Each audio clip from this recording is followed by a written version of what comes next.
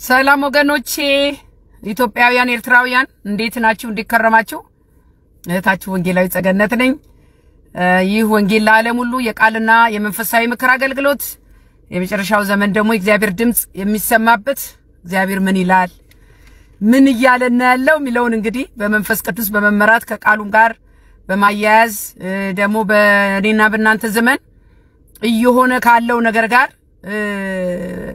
ምንድነው የእግዚአብሔር ሐሳብ በዚህ ውስጥ ምንድነው ምንማረው እግዚአብሔር ምን እየተናገረ ነው ያለው የሚለውን እኔ በገባኝ መንገድ ማካፈላችሁ መልእክት ነው የኢየሱስ መሆን ሞገስ ይሰጣል ሌላ ነገር አይደለም የለበስኩት ልብስ አይደለም ጆሮ ጌጤ አይደለም መልኬ አይደለም ውበቴ ኢየሱስ አንደበቴ ኢየሱስ ቃሌ ኢየሱስ ያስከበረኝ ኢየሱስ ውርደቴን ወደ ክብር የቀየረ ኢየሱስ ስሜን የቀየረ ታሪኬን የቀየረ ኢየሱስ ነው የሆነላችሁ ምታቁና ተናችሁ ለዚህ ነው ምንገበገበው ነኝ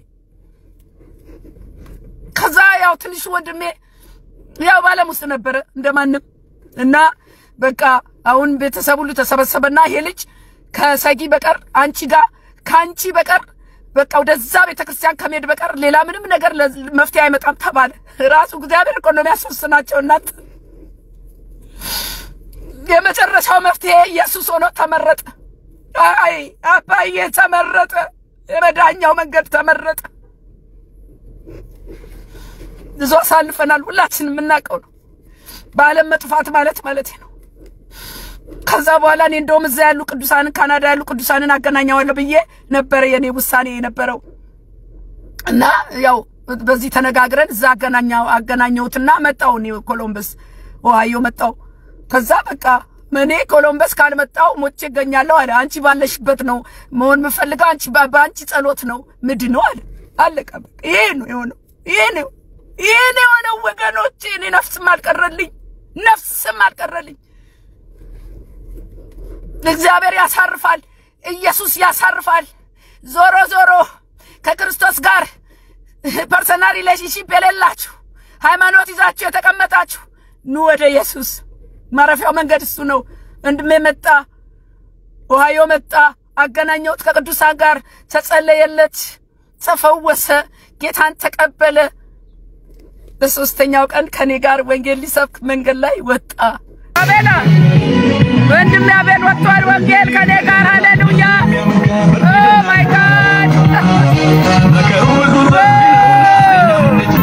ዛሬ በጣም ደስ ብሎናል በእውነት ትንሽ ወንድሜ ከካናዳ መጥቶ እግዚአብሔር አጠገብ ያረጋልኝ ወንጌል አብረን እየሰበክ ነው ጌታን ተቀብሏል ኢየሱስ ያድናል ብሏል እኔ ቀመስኩትን ቀምሷል እርፍ ብሏል ኑና ወደ ኢየሱስ ረፉና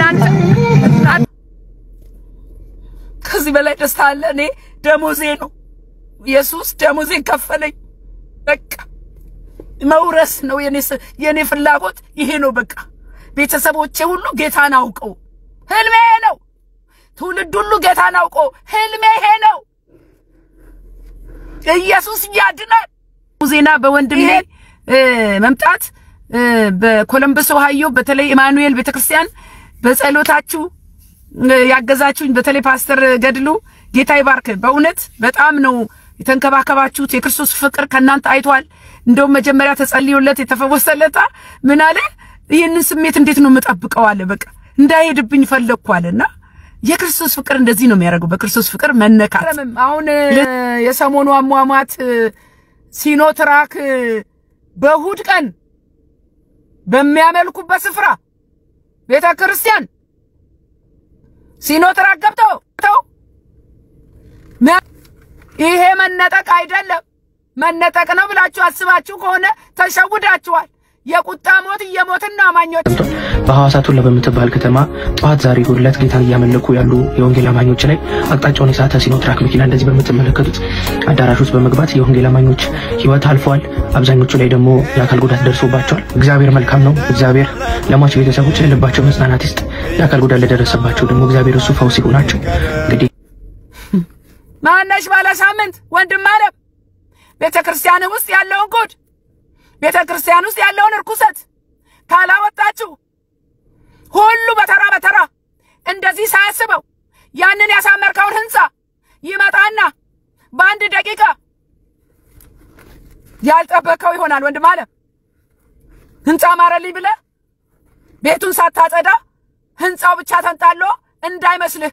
እግዚአብሔር ከህንጻው ጀርባ፣ ከመድረኩ ጀርባ፣ ከአምላኪዎች ጀርባ፣ ከስብከቱ ጀርባ አይቷል የሚሰራውን ርኩሰት በእኔና በእናንተ ዘመን።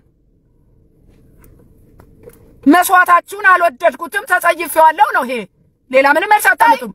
የቅዱሳን ምኞት ስጋዊ ነው። ሳላይ እንዳላልፍ ብለው በህይወታቸው የሚመኙት ቅዱሳን በሙሉ ስጋዊ ነው። መኪና ሳልገዛ እንዳልሞት፣ ቤት ሳልሰራ እንዳልሞት። ጌታ ሆይ ጸሎታችን ሁሉ ስጋዊ፣ ጸሎታችን ሁሉ ምድራዊ፣ ጥያቄያችን ሁሉ ዓለማዊ። ምን እናረጋለን ታዲያ እዚህ ምድር ላይ? ለእንደዚህ አይነት ጥያቄ ማዛብም እኮ ያገኙታል። ምን መለመን ያስፈልጋል? እናንተ መጀመሪያ ጽድቅና መንግስቱን ፈልጉ፣ ሌላው ይጨመራል ነው የሚለው እግዚአብሔር ቃል። ይህች የሞተችው ታችን ድንገት አጓጉል ሞት የሞተችው ታችን ምኞቷ ጣሊያንን ማየት ነበረ አለ ባለቤቷ። ኩርት ብሎ ተጸጽቶ ጣሊያንን ሳያሳያት ጣሊያን ከኦርቶዶክስ አካባቢ የታድሶ ጩኸትና የነ ኤርሚያስ አበበ ልፋታቸው መልስ ያገኘ ይመስላልና በዚህ በፓትሪያርኩ በኩል ምን አሉ? መጻፍቶቻችን ይመርመሩ፣ መተኛት የለብንም፣ መጻፍቶቻችን ጥራት ያስፈልጋቸዋል፣ በሊቃውንት ጉባኤ ያልተመረመረ መጽሐፍ ማለፍ የለበትም ብለዋል። ቪዲዮ አያይዛል። መተኛት የለብንም፣ የመጻሕፍቶቻችን ጥራት ያስፈልጋቸዋል፣ ጥራት ያስፈልጋቸዋል። እንግዲህ በሊቃውንት ጉባኤ ያልተመረመረ መጽሐፍ ማለፍ የለበትም። በእውነቱ ልብ ያሞቃል እኮ እናንተ ለኛ እነ ገድል እነ ድርሳን እነ ታምር ከተወገዱ የኦርቶዶክስ ህዝብ እኮ ወደ ብርሃን መጣ ማለት ነው፣ ወደ እውነተኛው ወንጌል። ማን ቀረ? ወንጌል፣ ንጹህ ወንጌል።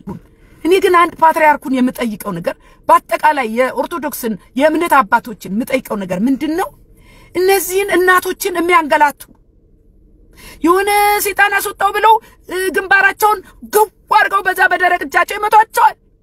እንደገና ደግሞ ወገባቸው በገመድ አስረው በየውሃ ውስጥ ይወረውሯቸዋል። ይህንን ነገር አስቁሙ ባካችሁ፣ እባካችሁ። የእናቶች ስቃይ በቃ። በድንጋይ ስር እንዳይጥ ያሽለኮልኳቸዋል በጠባቡ።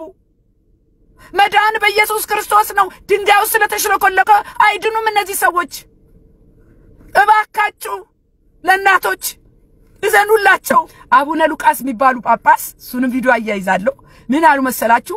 ጳጳሳቱንና መነኮሳቱን ያበላሻችሁ እናንተ ምእመናን ናችሁ። ሃሎ የኦርቶዶክስ ምእመናን ስሙ። ባለፈው ጊዜም ሰምቻለሁ። ቢራ ምናምን ይዛችሁ ገዳም እያመጣችሁ እያጠጣችኋቸው ጾም ጸሎታቸውን ተዉ አሉ። አሁን ደግሞ የገንዘብ ፍቅር አስያዛችኋቸው ካህናቱን። ምእመናን ራሳችሁን ነጻ አታድርጉ። ለጳጳሳት ዋና እንቅፋት የሆናችሁብን ምእመናን ናችሁ። ገንዘብ በመስጠት ይህን ገንዘብ እንዳትሰጡ። ቃሌን የምትሰሙ ሁሉ በአሜሪካ እየመጡ ሁሉ ገንዘብ አምጡ ለሚሏችሁ አሳፍራችሁ መልሷቸው። በእግዚአብሔር ስም ይዣችኋለሁ እንደ ወገኖች።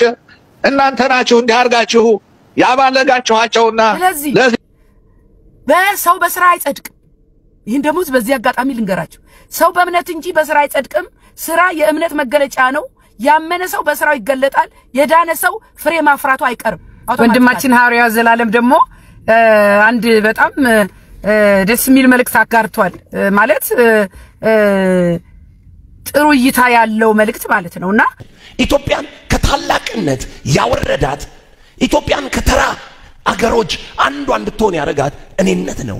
እኔነት ላይ የተመሰረተ መንግስታት፣ ነገስታት እኔነት ላይ የተመሰረተ አቋም ያላቸው ፈልገው እንደ ቤተሰብ፣ እንደ ሀገር፣ እንደ ቤተክርስቲያን የኔ የሚል ነገር ነው እንጂ ምናየው አንድነትና ህብረት የለም። አሁን ባል ከሚስቱ ደብቆ ያከማቸ ቤተክርስቲያን ለፓስተሩ ወይም ለነብዩ መጠቀሚያ ብቻ ሆናለች። አሁን በእኛ ዘመን እንደ ሀገርም የአንድ ብሔር ብቻ እየበለጸገ ነው። አሁን ከኛ እኮ ነው። አሁን ከኛ ኢትዮጵያ ግን ከኛ ብቻ አይደለች። ኢትዮጵያ የሁሉም ናት። እግዚአብሔር የሰጠን አገር ለሁላችንም። እሱን ከማወዳ ምን ይወዳደራል? ሁሉን እርግፍ አድርጎ አስትቶ ያስኬዳል። ሽልማቴ የኔ ጌታ። ከመልእክቴ በፊት አጭር ጸሎት አረግና ወደ መልእክቴ ገባለሁ። እግዚአብሔር አባት ሆይ እናመሰግናለን። ክብር ላንተ ይሁን። ጌታ ሆይ ሁሉ ባንተ ሆነ። እናመሰግናለን። አንተ መልካም ነህ። ቅዱስና የተፈራ ትልቅ የሆንክ አባታችን፣ መድኃኒታችን፣ እረኛችን እናመሰግናለን። ጌታ ሆይ እንዳንተ ምሕረት እንዳንተ ቸርነት ሆኖልናልና እናመሰግናለን። ደግሞ ይህን ጊዜን ሰዓት ስለሰጠኸኝ መልእክት አመሰግናለሁ። የሰሚዎች ጆሮ ይከፈት። እግዚአብሔር አባት ሆይ ሁሉ ለክብር ይዋል። መንፈስ ቅዱስም ማግዘኝ በምትወደው ልጅ በጌታችን በመድኃኒታችን በኢየሱስ ክርስቶስ ስም ጊዜና ሰዓቱ ላንተ አሳልፌ እሰጣለሁ። አሜን። ወገኖች እግዚአብሔር የተመሰገነ ይሁን። ዛሬ እንግዲህ መልካምም ዜና አለኝ፣ ደሞም መልካም ያልሆነም ዜና አለኝ። እንግዲህ የኛ ህይወት እንደዚህ ነው። መልካም ነገር አለ፣ ጥሩ ነገር አለ፣ መጥፎም ነገር አለ። ሀፕን የሚያደርግ ማለት ነው በህይወታችን ውስጥ። ስለዚህ በሁለቱም መንገድ አዲስ አይደለንም፣ የሚገጥመን ነገር ነው። በህይወት ስንኖር መወለድ አለ፣ መሞት አለ። መወለድና መሞት የተለያየ ነገር ነው፣ ሞትና ህይወት ማለት ነውና ዛሬ እንግዲህ ከሞቱ ልጀምር መሰለኝ፣ ክፉ ከሆነው ልጀምርና በጣም የሚገርማችሁ ነገር እንደ አማኝ እንደ ቅዱሳን በእኔና በእናንተ ዘመን አጓጉል ሞት እየሞትን ነው። አጓጉል ሞት እየሞትን ነው። ሰሞኑ የሚሰማው የአሟሟት ሁኔታ ትንሽ ያስፈራል እና የቁጣ ሞት እንጂ መነጠቅ አይደለም። የቁጣ ሞት እንጂ መነጠቅ አይደለም። እየተነጠቅን እንዳይመስላችሁ። የጻድቅ ሞት አይደለም እየሞትን ያለ ነው። ስለዚህ እግዚአብሔር ደግሞ እሱ የኛን ህይወት በእጁ ስለያዘ እሱ ሳያውቅ የሚሆን ነገር የለም። ስለዚህ ሞታችን አላማረም። መሞት እኮ ማንም ይሞታል፣ ምን ችግር አለው? ግን እንደ እግዚአብሔር ልጅነት እንደዚህ አይነት ሞት ስንሞት ትንሽ ያስፈራል፣ ያስደነግጣልና ሰሞኑን የተሰማው ከባድ ነው። መቼም ሞት ለክርስቲያን ብርቅና ድንቅ አይደለም። ምንድነው ሞት ለኔና ለናንተ? ብርቅ አይደለም፣ ድንቅ አይደለም። እንደውም እውነተኛ ክርስቲያን እኮ እንደ ጳውሎስ ያለው ለኔ ወደ ጌታ መሄድ ይሻለኛል ነው ያለው። በዛ መሆን መርጣለሁ ነው ያለው። ግን ለዓላማ ነው እዚህ የቆየው ጳውሎስ ማለት ነውና አማኝ ወደ ጌታ ሄደ ነው የሚባለው። አማኝ እኮ ሞት አይባልም፣ አይለቀስም እኮ ለአማኝ። ወደ ጌታ ሄዳ ወደ አባቱ። ምን ቀረልን እዚህ ለኔና ለናንተ? በምድር ላይ እግዚአብሔር እንድናከናውን የፈለገውን ነገር ሳናከናውን መሄዳችን ነው እንጂ ትንሽ የሚያስለቅሰው። ይሄንን ውጥንቅጡ የወጣ ዓለም ጨለማ ተተብትሄድ ወንድም ዓለም እዛ ከጌታ ጋር አይሻልም እንዴ? ምንድነው ችግሩ? ሞት ለኛ ብርቅ አይደለም። እኛ ዓለማውያን አይደለንም። ይቺን ዓለም ለቀን ብንሄድ ምንም ሞተ ተብሎ ሊለቀስለት አይገባም ላማኝ። ዘንድሮ ግን የቅዱሳን አሟሟት ምን ነው አላምር አለ። የቅጣት ሞት ነው እየሞትን ያለ ነው። በተለይ በዚህ መከራና ውጣ ውረድ በበዛበት ዓለም ሰው ሲሞት፣ በተለይም በክርስቶስ አምኖ የዳነ ሰው ይችን ጊዜያዊ ምድር ሲለቅ በሰማይ ከሚጠብቀው የአባት እቅፍ አንጻር ዘምረን እንጂ አልቅሰን አንሸኝም። እኛ ዘምረን ነው የምንሸኘው። ለምን? ወደ ጌታ ሄደ፣ ወደ አምላኩ ሄደ። ያ ነው። ግን አሟሟታችን ደግሞ ያስደነግጣልም ያስለቅሳልም፣ ከው ያረጋል። ስለዚህ ስሙኝ፣ ትናንትና በሰማነው ዜና እንዳልኳችሁ በዋሳ በአምልኮ ላይ በነበሩ መመናን ላይ መንገድ ስቶ የገባ ከባድ መኪና 6 ሰዎች ገደለ፣ 8 ሰዎች ደግሞ ቆሰሉ ይላል። አሳዛኝ ዜና ነው። በጣም ደግሞ የሚያስደነግጠው ሰው ያመለከ እንዴት ያለ ክፉ እንደዚህ ያለ ክፉ ነገር እንዴት ይደርስበታል? ምን አሰባችሁ ወገኖቼ?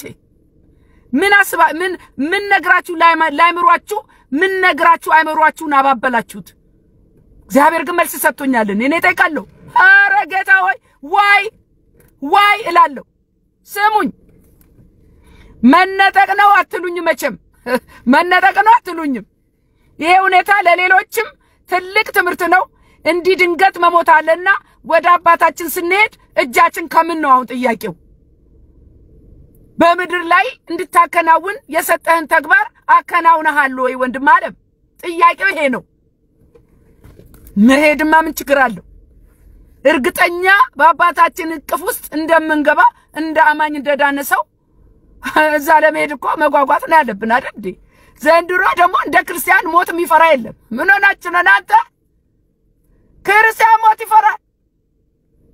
ምድር ላይ ካለው ነገር መላቀቅ አይፈልግም። ይለቀሳል፣ ይደለቃል።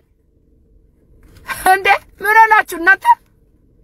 እንዲህ ድንገት መሞት አለና እንዳልኳችሁ እጃችን ከምን ድንገት ብንጠራ ብለንስ ተዘጋጅተን እየጠበቅን ነው ወይ? ሰው ተዘጋጅቶ ከጠበቀ የተሰጠን መክሊት አባሳል ወይስ ቀብረሃል? ጥያቄ። እንዲህ አይነት ሞት መቼም የቁጣ እንጂ የጻድቅ ሞት አይደለም። አይደለም። ሞተ ነው። አሟሟት ምን ችግር አለው እንዳትሉ፣ የቅዱሳን አሟሟት ይሄ አይደለም። ሄኖክ እኮ አካሄዱን ከእግዚአብሔር ጋር አደረገ ካለ በኋላ አልተገኘም ይላል። በዚህ በዘፍጥረት 5:24 ላይ ሄኖክም አካሄዱን ከእግዚአብሔር ጋር ስላደረገ አልተገኘም እግዚአብሔር ወስዶታልና ይላል። አሁን ግን ያማኙ ያምላኪው የኔና የናንተ አካሄድ ከእግዚአብሔር ጋር ስላልሆነ ይሄው በሲኖትራክ ሰው ያመለከ አይሞትም። ኖ ሞት ቢሆን የክርስቶስ ተቃዋሚ ጥይት ይዞ መጥቶ ሰሞኝ እነዚህ ተቃዋሚዎች ወይ አክራሪዎች መጥተው ቤተክርስቲያን ገብተው በጠመንጃ አርገው ገደሉ ቢባል ጠላት ገደለ ይባላል። ያ ራሱ ጥያቄ ውስጥ ይገባል። እንዲሆን እግዚአብሔር ፈቅዶ ነው። እኔና እናንተ ምናቀው በእሳት ቃጠሎ መሃል ቤተክርስቲያን ስትተርፍ፣ በወንዝ በጎርፍ መሃል ቤተክርስቲያን ብቻዋን ተለይታ ስትተርፍ እኛ ምናቀው፣ በአደጋ መሃል ክርስቲያኖች ተለይተው ሲተርፉ እግዚአብሔር እኮ ያስመልጣል። እናንተ ማስመለጥ የፈለገውን እኮ ያስመልጣል እኮ ጌታ።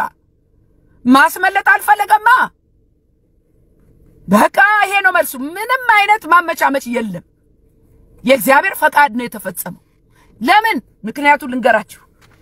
አካሄዳችን እንደ ሄኖክ ከእግዚአብሔር ጋር ስላልሆነ ያማኝ ሞቱ አይደለም የሚያሳዝነው፣ ይልቁንም በምድር ላይ ማከናወን ያለበትን ሳያከናውን መጠራቱ በጣም ያሳዝናል። ማነሽ ባለ ሳምንት አሎ ማነሽ ባለ ሳምንት እግዚአብሔር ምክንያት ሰጥቶኛል። ስሙኝ። በሉቃስ ወንጌል ምዕራፍ 13 ላይ ስሙኝ። እግዚአብሔር ሰጠኝ መልእክት ድንገት ለሚሞቱ ቅዱሳን አሁን ቤተክርስቲያኑ ውስጥ ሲኖትራ ገብቶ ለገደለው መረዳት አለኝ። እኔ ጠይቃለሁ፣ ከቃሉም ያስረዳኛል። ስሙኝ። ሉቃስ 13 ከቁጥር 6 ጀምሮ ይህን ምሳሌ አለ። ለአንድ ሰው በወይኑ አትክልት የተተከለች በለስ ነበረችው። ፍሬም ሊፈልግባት መጥቶ ምንም አላገኘባትም። የወይኑ አትክልት ሰራተኛውን እነሆ ከዚች በለስ ፍሬ ልፈልግ 3 ዓመት እየመጣው ምንም አላገኘውም፣ ቁረጣት፣ ስለምን ደግሞ መሬቱን ታጎሳቁላለች አለው። እርሱም ግን መልሶ ጌታ ሆይ ዙሪያውን እስክኮተኮተላት ፋንድያ እስካፈስላት ድረስ በዚች ዓመት ደግሞ ተዋት፣ ወደፊትም ብታፈራ ደህና፣ አለዚያ ትቆርጣታለህ አለው። ስሙ፣ ጠብቋል ጌታ ለዘመናት። ፍሬ የለም፣ ኪሳራ ነው። መሬት ከማጎሳቆል ውጪ፣ የእግዚአብሔርን ስም ከማሰደብ ውጪ፣ ከእግዚአብሔር ሐሳብ ውጪ፣ በስጋ ከመመራት ውጪ ፍሬ ስላላፈራን እግዚአብሔር ጠብቆ ተመላልሶ 3 ዓመት ከዛስ ቁረጣት እየቆረጠ ነው እግዚአብሔር። እግዚአብሔር እኮ ይቆጣል፣ ይታገሳል፣ ግን ይቆጣል። ሲቆጣ ይቆጣል። እንዴ ተቆጣንኛን አንልም መቼም። ስሙ ባካችሁ። የኛ ነገር እኮ አንዳንዴ ሽምጥጥ አድርገን በቃ ምንም እንዳልተፈጠረ ምን አረገንና ይላል ጻድቅ ኖ ስሙኝ። እንዲህ አይነት አሟሟት ሄደ ወደ አምላኩ ሄደ ለማለት ያስቸግራል፣ ያሳፍራል። ወይ ነው የሚያስብለው። ወይ ለጠላትም እኮ በክርስቶስ ለማያምኑ ሰዎችም እኮ ይሄው እናንተስ ትሞቱ የለ ወይ እንደዚህ በድንገት ይባላል። መልሱ ምንድነው? እግዚአብሔር ጠብቆ ባካሄዱ ስላልሄድን ፍሬ ስላላፈራን ነው። አለቀ በቃ። ከዚህ በኋላ መሬት አታጎሳቁልም ወንድም አለ። ዛሬ ንስሐ ገብቶ አካሄድን ከእግዚአብሔር ጋር ማስተካከል ይሻላል። የዘንድሮ አማኞች አሟሟት ድንገት ባደጋ ያውን ባሰቃቂ ሁኔታ ሆኗል። አሁን ከሁለት ሳምንት በፊት የታዋቂ አገልጋይ ሚስት መልካም የተባለች ብዙ የሚነገርላት ሰው ወዳጅ ሰው አክባሪ ጌታ የምትወድ ቃሉ የምታነብ ተባለ። ስሙኝ፣ ማንም ሰው ልብ ያላለውን ዛሬ ነግራችኋለሁ። ስሙኝ። ከዛ በቤቷ ውስጥ እንጀራ እየጋገረች ሳለ ከአካባቢው ከሚሰራ ህንጻ የተወረወረ አጠና ይሁን ብረት ይሁን ወግቷት ሆዷን ወግቷት አጉል አሟሟት ሞተች። ያቺ እህት የአገልጋይ ሚስት ጌታን የምትወድ ማንም ልብ አላለ። ምን ጌታ ሆይ ዋይ ለምን እቺ ሴትዮ ሞተች? ዋይ ለምን ወሰድካት? ጥያቄ ጌታ ይነገረኝ ልንገራችሁ። ዝም ብላችሁ ታያላችሁ እናንተ ዝም ብላችሁ ብቻ። ከዛ በኋላ በሚሰቀጥጥ ሁኔታ ህይወቷ አልፏል። እኔ በግሌ እግዚአብሔርን ለምን ይሄ ሆነ ብዬ ጠይቄያለሁ። ለዚህ መልስ የሆነኝ አማኞች ለተጠራንበት ዓላማ እየኖርን ነው። በህይወታችንስ እግዚአብሔር እንድንሆን የምንጠይቀው በዘመኔ ይሆኖ ማየት እፈልጋለሁ የምንለው ነገር አለ። ምንድነው የምንጠብቀው? በዘመኔ እንዲሆን አያለው የምንለው ነገር አለ። ምንድነው? ስጋዊ ነው ወይስ መንፈሳዊ ነው? ከነ ምሳሌው ነው የምነግራችሁ። ስሙኝ። እግዚአብሔርን እየጠየቅን ያለነው ነገር አለ ወይ? በዘመኔ ይሄ ሆኖ ማየት እፈልጋለሁ ምንለው ነገር አለ። የዚህች እህት ባለቤቷ ሲናገር እኔ ልብ አልኩኝ እናንተ። ምን አለ? ምን ነበር አለ? ባለቤቴ በጣም ስትመኝ የነበረው 2 ልጆቿ ተድረዋል። የቀሩት ልጆቿ እንዲዳሩ ሰማው።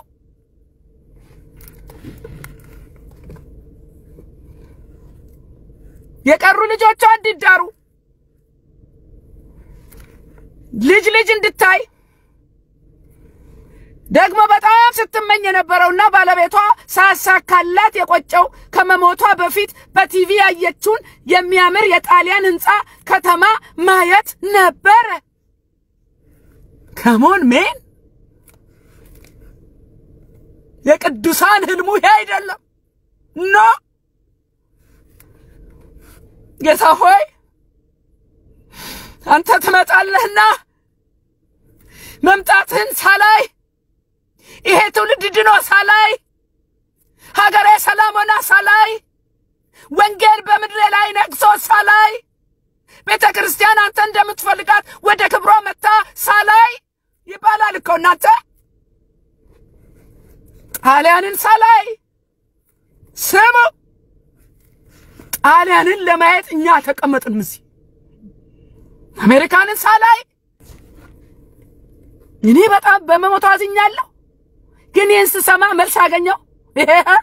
እንግዲህ የኛ ያማኞች ምኞት ጣሊያንን ለማየት ከሆነ ምን ዋጋ አለው? ባይሆን እንደ ስምዖን ሉቃስ 2 ላይ የእስራኤልን መጽናናት ይጠባበቅ ነበር ካለ በኋላ ጻድቅና ትጉ የነበረው ስምዖን መንፈስ ቅዱስ በሱ ላይ ነበር ካለ በኋላ በቁጥር 26 ላይ ሉቃስ 2 በጌታም የተቀባውን ሳያይ ሞትን እንዳያይ በመንፈስ ቅዱስ ተረድቶ ነበር ይላል። ከዛስ 28 እርሱ ደግሞ ተቀብሎ አቀፈው ኢየሱስን።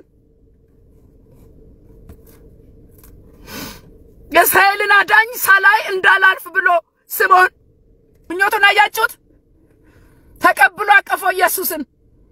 ጌታ ሆይ አለ ቁጥር 29 አሁን እንደ ቃል ባሪያህን ታሰናብተዋለህ አለ። 30 አይኖቼ በሰዎች ሁሉ ፊት ያዘጋጀኸውን ማዳንህን አይተዋልና አለ። ደስ አይልም? ዛሬ እኔና እናንተ ምኞት ምንድነው? እንድሳካ የምትፈልጉት ህልማችሁ ምንድነው? ሰማያዊ ህልማችሁ ምኞታችሁ ምንድነው? ያዕቆብ እንኳን ልጁ ዮሴፍ ህልም አይቶ ከነገረው በኋላ ወንድሞቹ ቢቀኑበትም አባቱ ግን በልቡ ይጠብቀው ነበር ይላል። የሆነ ህልም መኖር አለበት። ምን ጠብቀው? ያለምኛውማ ምን ከንቱ እኮ ነው፣ ቀሪ እኮ ነው፣ አላፊ ነው እኮ፣ ጠፊ እኮ ነው። ምን አይነት ህልም ነው እኔና እናንተ ያለን? ልጄንድሬ ምናምን ኧረ ወደዛ እንዴ በብር የማይገኘውን ማንም የማያገኘውን መመኘት ነው እንጂ እንዴት ሆኖ ነው እኔና እናንተ ይሄ በሆነ ያኛው በሆነ ብለን ምድራዊ ነገር ምን ጠይቀው? ይሄ እኮ አሳፋሪ ነው፣ ከኛም አይጠበቅም። ወደ ጌታ ከመሄዳችን ይችን ምድር ከመልቀቃችን በፊት እንዲሆን የምንፈልገው የምንጠብቀው ማየት የምንፈልገው ነገር ምንድነው? አንድ ዘማሪም በቅርቡ በመኪና አደጋ ህይወቱ አልፏል። ብዙዎች የእንግልት ሞት እየሞቱ ነው። የእንግልት የስቃይ ሞት። ለምን? ምድር አጎሳቁለናል ወገኖቼ። ይህ ነገር ሊያነቃን ይገባል። መቼ እንደምንጠራ እናውቅምና ተዘጋጅተን እንጠብቅ። ህልም ያለው ግን አይሞትም። ሃሌሉያ! ህልም ያለው አይሞትም። ህልሜ ሳይሳካ አልሞትም። ህልም አለኝ። የጌታዬን ክብር አይቼ ቤተ ክርስቲያን ወደ ክብሯ ተመልሳ አይቼ ትውልድ በክርስቶስ ኢየሱስ ተፈውሶ አይቼ ህልም ይሄ ነው። ምድራዊ ህልም አይደለም ወገኖቼ። አጓጉል ሞት እየሞትን ነው። አሳዛኝና አሳፋሪ የሚያሳዝን ነገር ነው። ይሄ የመጀመሪያው ፓርት ነው። በጣም ያዘንኩበት አርስት ነው። ሁለተኛው አርስት ግን በጣም ልብ የሚያሞቅ ነው። ብዙዎቻችሁ በፌስቡክ ላይ አይታችሁ ይሆናል። ትንሹ ወንድሜ ካናዳ ይኖር የነበረ ያው እንደማንም ያው ባለም ስትኖሩ ክርስቶስ ከሌላችሁ ጨለማ ነው አይደል? ጨለማ ነው፣ በቃ ጨለማ ነው። ክርስቶስ የሌለው ጨለማ ነው። ወልድ የሌለው ህይወት የለው እና ያው እኔ ወንጌል ሰባኪ ነኝ ታውቃላችሁ። ቤተሰቦቼንም ፋታ አልሰጥም፣ መሰክራለሁ። ቢሰሙ ባይሰሙ ቢቀበሉ ባይቀበሉ ያው እስካሁን እኔው ብቻ ነበርኩ። ከዛ በኋላ ባለፈው ፋሚሊ ሪዩኒየን ሄጄ ነበር ካናዳ። የእግዚአብሔር አካሄዱ ነው የምነግራችሁና እግዚአብሔር መቼ እንደሚያረጋው እንዴት እንደሚያረጋው አታውቁም።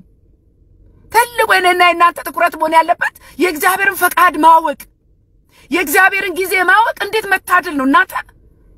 ጊዜውንና ፈቃዱን ካላወቃችሁ ግን እግዚአብሔር ፈቃዱን ማስፈጸም አይቀርም። በአህያ ተናግሮ ቢሆን ነው የምላችሁ።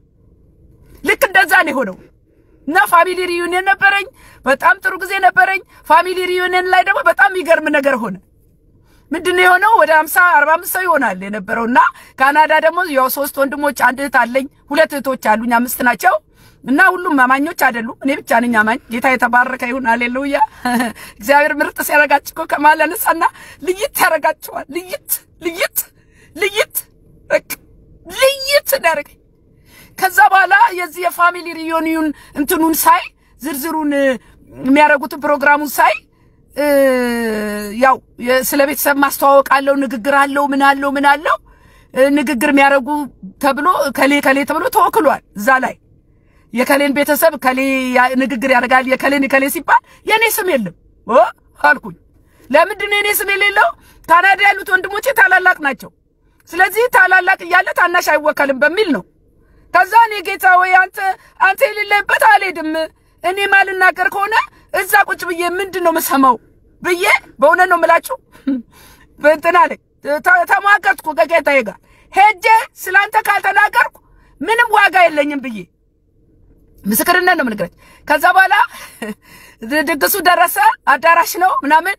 ከዛ ወንድሜ ንግግር ሊያረግ የተወከለው ወንድሜ አረፈደ። ለምን?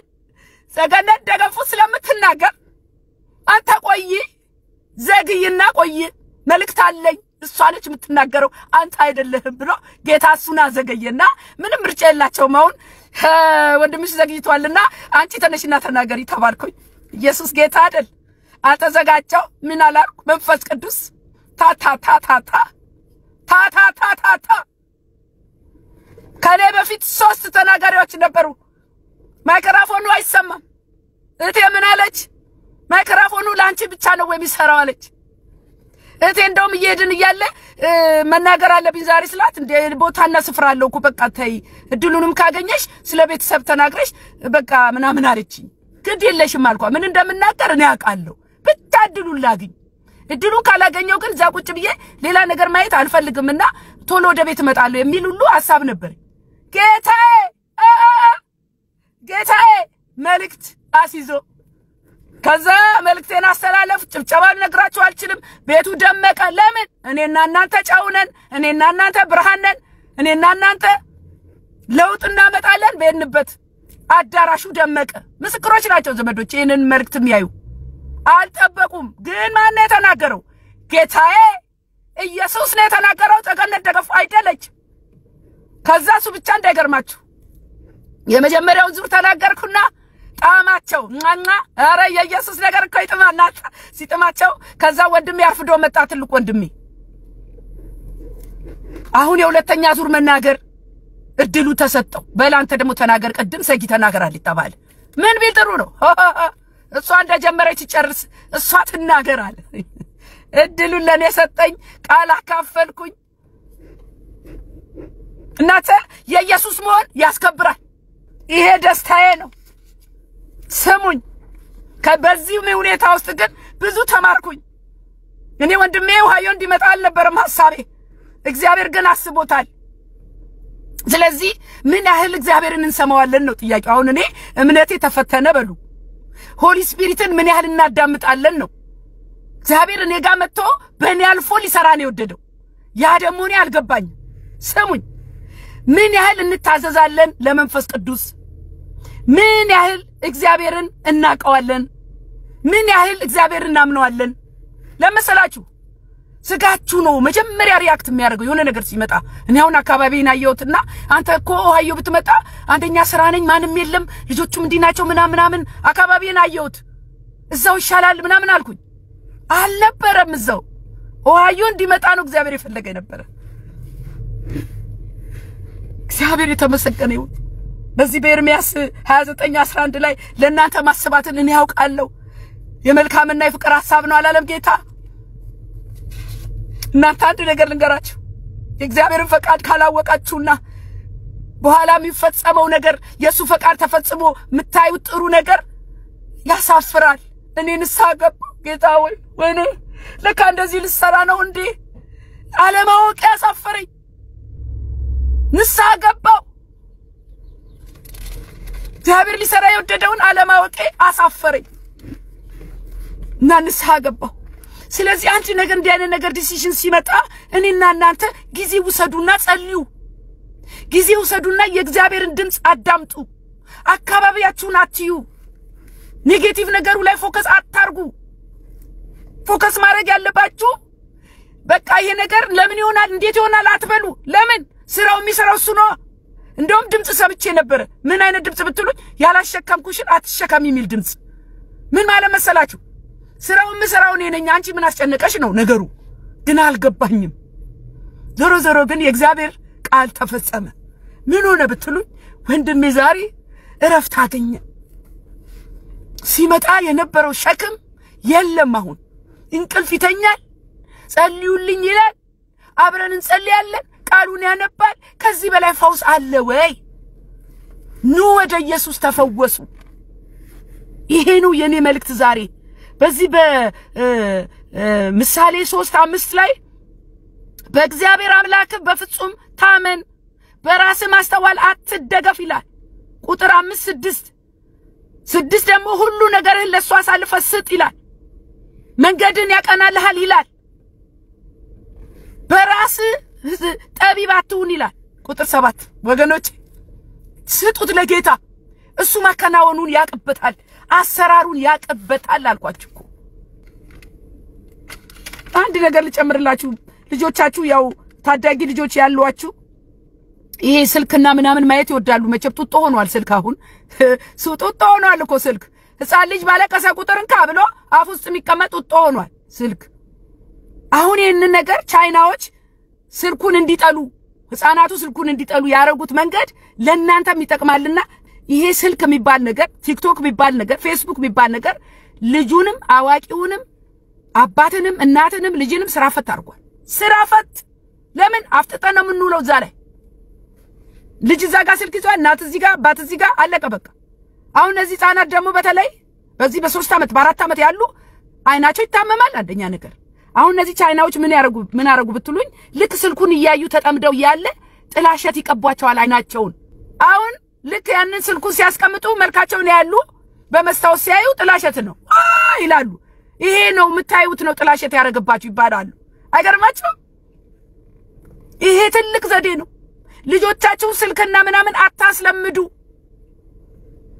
እንዲያውን እኮ ቤተሰብ ቁጭ ብሎ ማውራት ቀረኩ። የአባት ምክር ቀረ፣ ባልና ሚስት ወሬ ቀረ። ተለያይተናል እኮ በአንድ ቤት ሆነን ሁሉም ስልኩ ላይ ተጠምዶ። እግዚአብሔር እንደው ይርዳን።